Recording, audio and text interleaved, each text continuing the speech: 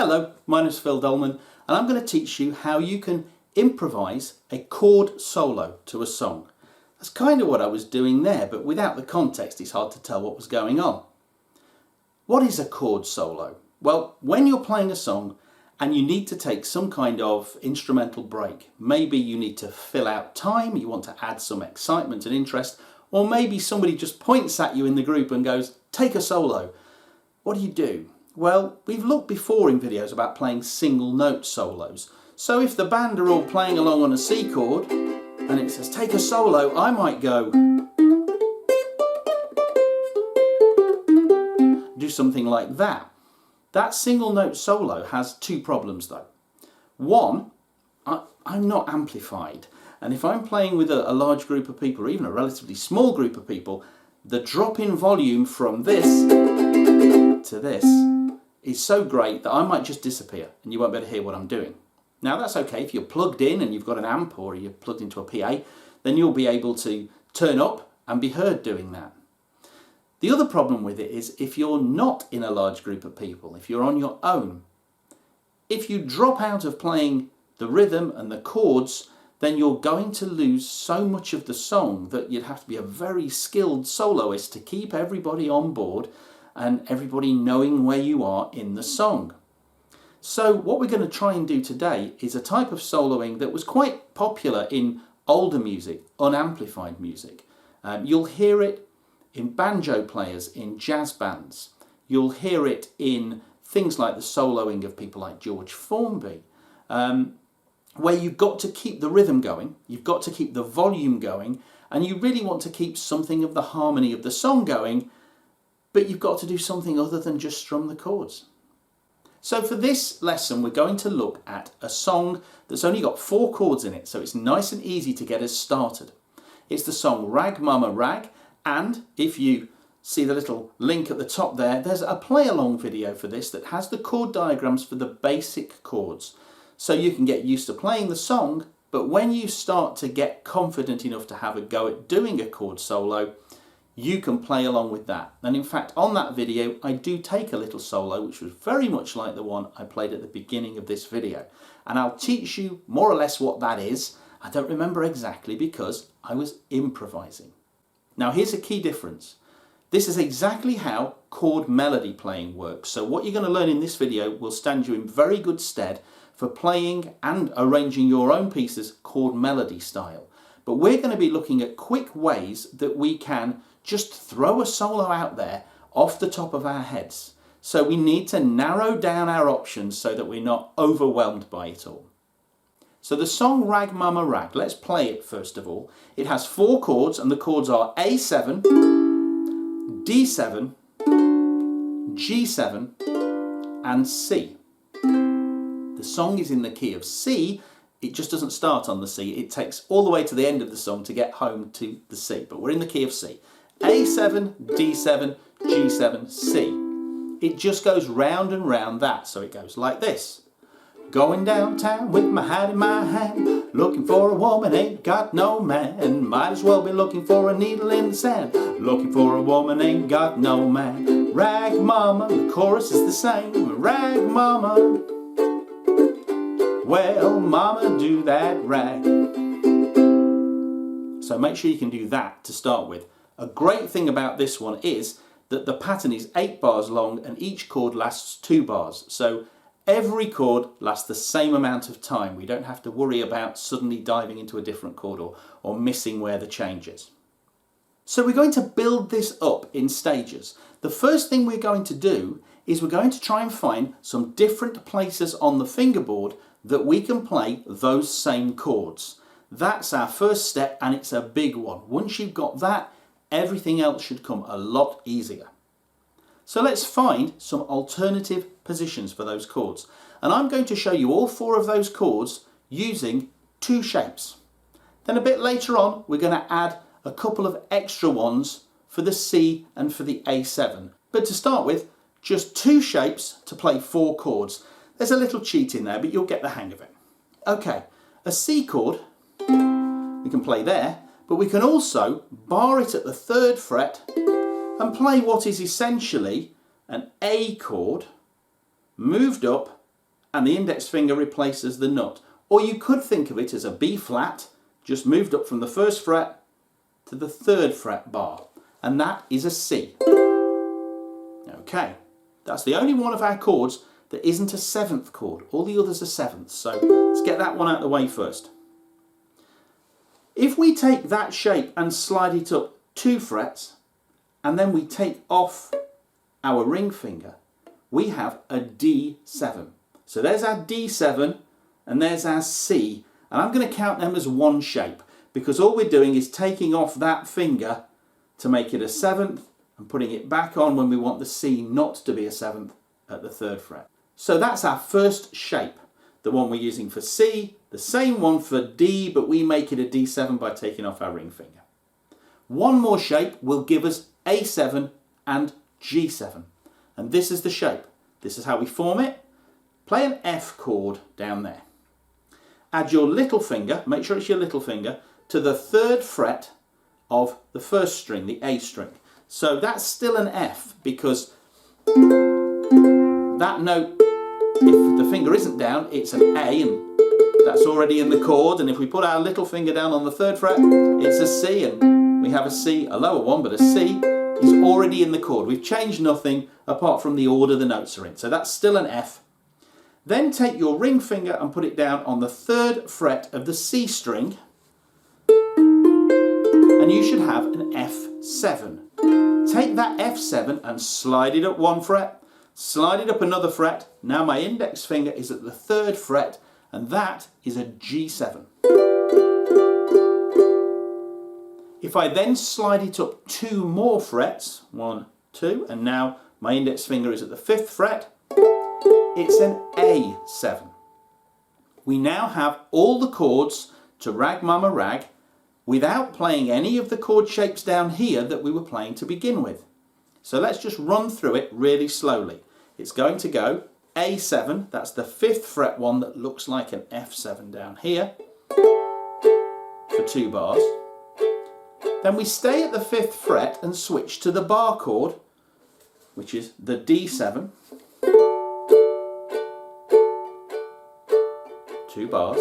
Then we slide down to the 3rd fret and switch back to the 1st shape. So now we're playing our G7. And then we stay at that fret, go for the bar, but this time we want to add our ring finger just to make sure that's not a C7 but a C.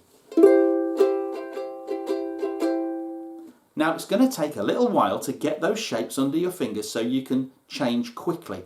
Don't worry about that. It takes time to get these things, to make them familiar, to get them into your muscle memory. So don't worry if you can't do it straight away. You can come back to this video, you can stop at this point and practice those, come back as many times as you want. But this is what it will sound like if we put them all together and play through a verse of that song slowly. 1, 2, 3, 4. Going downtown with my hat in my hand, looking for a woman, ain't got no man. Might as well be looking for a needle in the sand. Looking for a woman, ain't got no man. And then we're back to Rag Mama. Back to the start again, and we just keep going round. A7, D7, G7, and C. That's stage 1 of creating a chord solo, having a different place to play the chords that you were playing somewhere else. Now, even if we do nothing more, it's not going to sound very exciting, but I could do something in an instrumental break in the song that wasn't what I was doing the rest of the time. So I might play this, and I'll be singing the song. And now I want an instrumental break, so I go.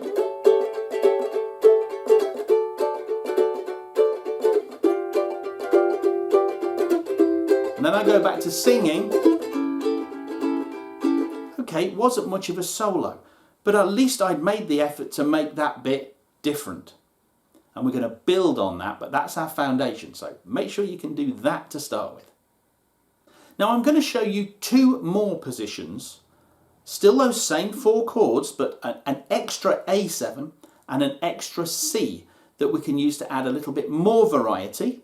And these are also important because one of them is a very, very handy, useful chord to have. And the other one is one that works in this position in a very useful way because it lets us use an open string, but is also based in another shape that we can move all over the neck, because you'll want to take this idea to other songs that don't just have these 4 chords. Here are the 2 other chords. One is a C right up the neck here, and to get to that I play a G chord. Make sure it's a G and not a G7, a regular old G, and I slide it up until my first 2 fingers are on the 7th fret. My ring finger will be on the 8th fret of the E string. I'm leaving the G string open because a C chord, that note, fits in a C chord, so it will fit in this C chord. It's a nice handy one to have. We often play in the key of C when we're playing the ukulele, and that one up there is really easy to get to because you just play a familiar chord shape and slide it up. The other one is another A7, so we'll have 3 A7s. This A7 is really a 4-finger chord. I'll show you the 4-finger chord first, and then I'll show you a nice little shortcut for when we want to use this shape for an A7 and not move it around. It's this shape, and it is based upon a G7, but we have to play it without using our index finger. So I put my 2nd finger on the E string, my ring finger on the C, and my little finger on the A string. And then I slide that up 2 frets, and then I can use this finger to also bring the open string note up 2 frets. It's very similar to the other 4-finger chord shape that we were using for G7 and A7. A little exercise you can do is to play that anywhere on the neck and just get used to swapping those 2 fingers, because the other 2 fingers, your little finger and your ring finger, are in exactly the same place for both of those shapes. Now that's an A7. That's really handy. Now we have the A7 that we had originally, we have that new one, and we have our original one. Choice of 3. The nice thing about that one is, though, that if you just take a regular old G7 without refingering it and slide it up 2 frets, that's also an A7. Now it's not movable anymore because there's an open string in it, but it's a handy one just to be able to grab, maybe in a solo, you're in a bit of a hurry and you just need to get to that chord. That is still an A7 because this G note, our open G, look, if you're playing A7 down here, we're playing that open G string, so it fits in the chord. So we could play it like that. If you're going to use that shape later on in other songs to play other chords, you'll want to play the full 4-finger one to slide around, but for A7 this one's great. Now already I can start to do something quite interesting. Now I've got lots of choices. I could do something like this. A7, A7, A7, A7, D7, D7, D7, D7. Then I could go to my G7 here, my open G7, back to that G7, my open G7, and then for C I could go right up here, and open, and back to the 3rd fret again, and then back to this one. It might not be the most exciting solo in the world, but now we've got movement. And when we get movement, we get interest, and we're making little melodies. We're making music up on the spur of the moment. So, here's the chorus to the song. It comes time to take a solo. And I might do something like this.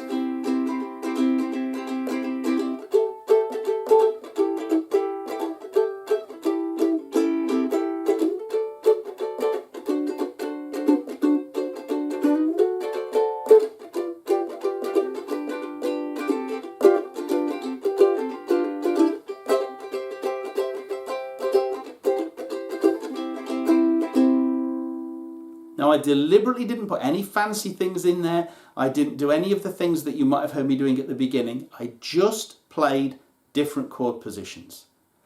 And already that's starting to sound like you're taking a solo. We can go further though.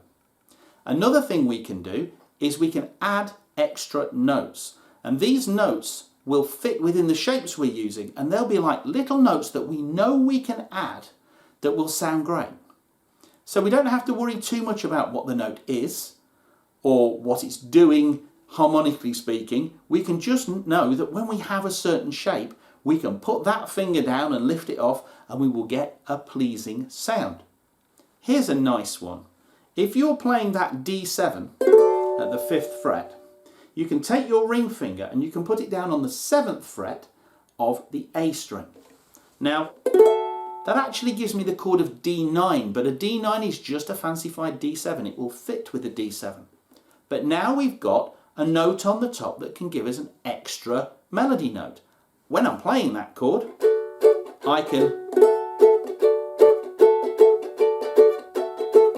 put that finger down, I can take it off and make a little melody. On the G7 and the 5th fret A7 shape, those ones, I can stretch out my little finger to the 7th fret and back again to the 5th fret where it was to start with.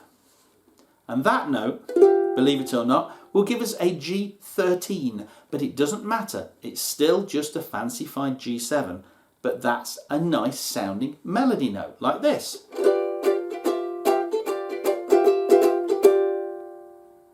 If I want something a little bit spicier sounding, I could just stretch my little finger out 1 fret.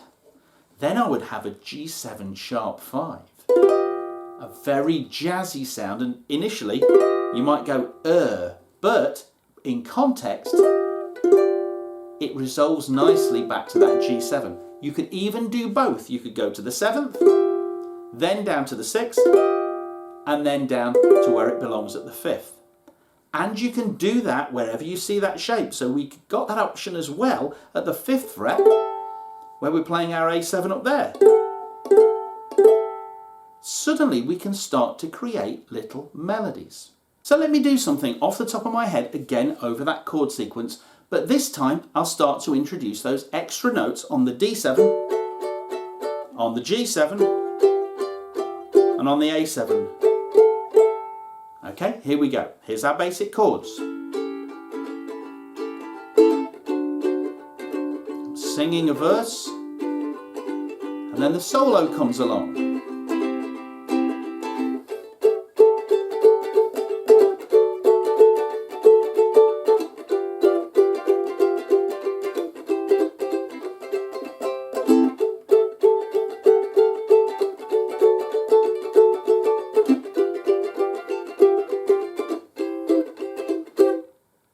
Again, still not the most exciting solo in the world, but you can see how we're stepping it up and adding more things to make this an actual exciting moment in the song where you are basically flying solo. You get to do exactly what you want. You're improvising. You're not learning this in advance. You're making it up as you go along. We're almost there. We've got almost all of the ingredients now. One other thing we can do, though, is to add passing chords. Now, passing chords are chords that get us from one chord to another, or just lead us into a chord. For example, if I want to go and play this A7, I could play an A flat 7, that's just that same shape, but 1 fret down towards the headstock. It's not the right chord, but I could then move it to the chord I wanted. So my solo might go something like this at the beginning. And I could do it on every chord if I wanted to.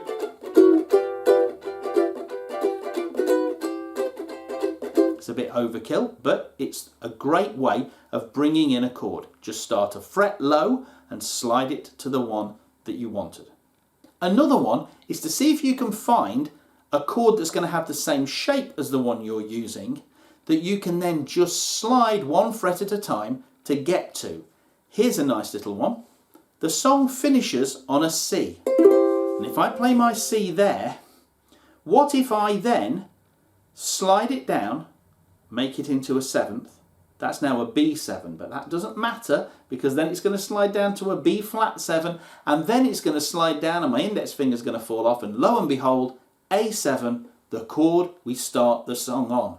The hardest thing about this is the timing so that you land on the A7 at the right time. So we might get something like this at the end of the song. I'll go A7, just the basic chords, but I'm going to play that barred C. Here it comes.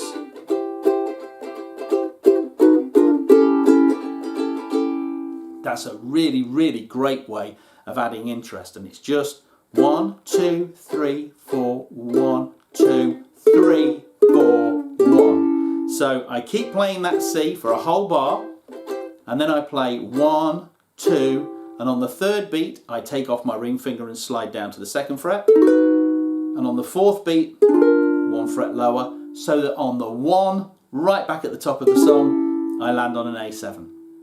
Now you can do that same thing with different chord positions. I showed you that C, which just looks like a G at the 7th fret. And I also showed you the A7, which just looks like a G7 slid up 2 frets, so my index finger's on the 3rd fret. They're very similar shapes. I could slide down from my C to get to that A7. And now I'm going to give you another one of those little tricks that often passes people by. A G7 slid up 2 frets is an A7, but a G slid up 2 frets will also work as an A7. Why? Because the note that we add to make an A into an A7 is this G string.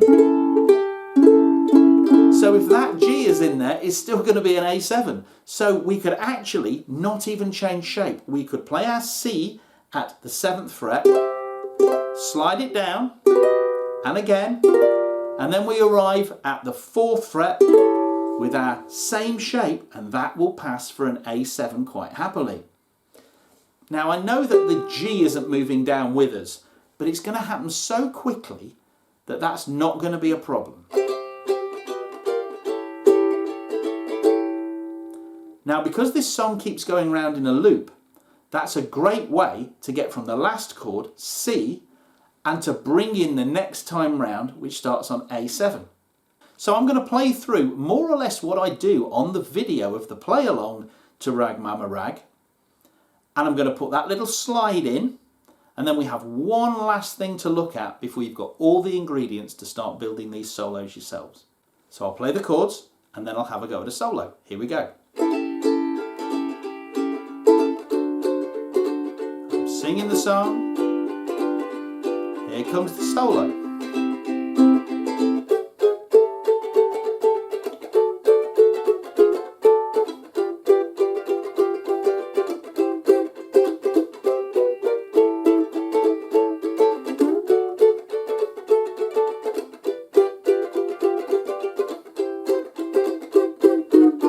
And then I'm back into the song again. So I did that slide twice. I did it in the middle, and I did it at the end, but I did it lower down, which allowed me to get back into my basic chords that I might want to play while I'm singing. So left hand wise, you have now got everything you need to start improvising a chord solo over Rag Mama Rag. But don't forget, I'm not just teaching you a solo for that song. Any other song that uses these chords, or don't forget, most of these chords that we've learned are movable. We can slide them around to different places. So, for example, the song 5 Foot 2 has all of these chords in it and just one more, an E7.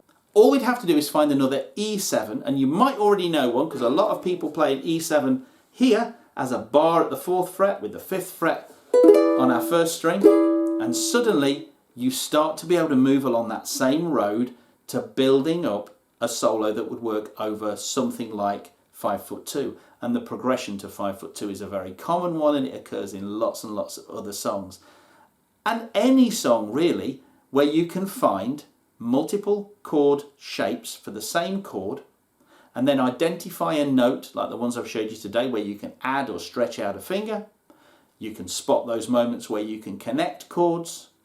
And finally, the last bit is rhythm, and that's this hand.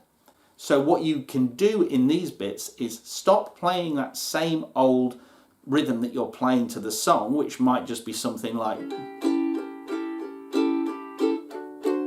not very exciting, but very good if you're trying to keep a solid rhythm going while you're singing. that sort of rhythm, I'm just going down, down, down, down. I'm doing it with my thumb, you could do it with your finger.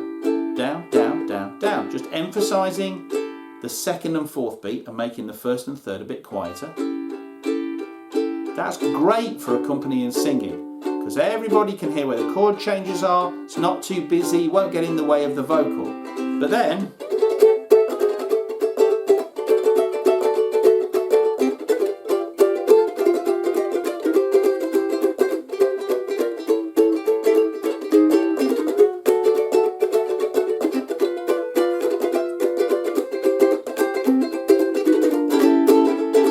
now, I'm just making these things up on the spur of the moment. I'm not claiming any greatness for these solos, just giving you ideas of what you can do. But I started doing a busier rhythm, and if you've got your triple, this is the time you can start thinking about putting a triple in there. If you haven't, that doesn't matter. You can still just add a few extra strums.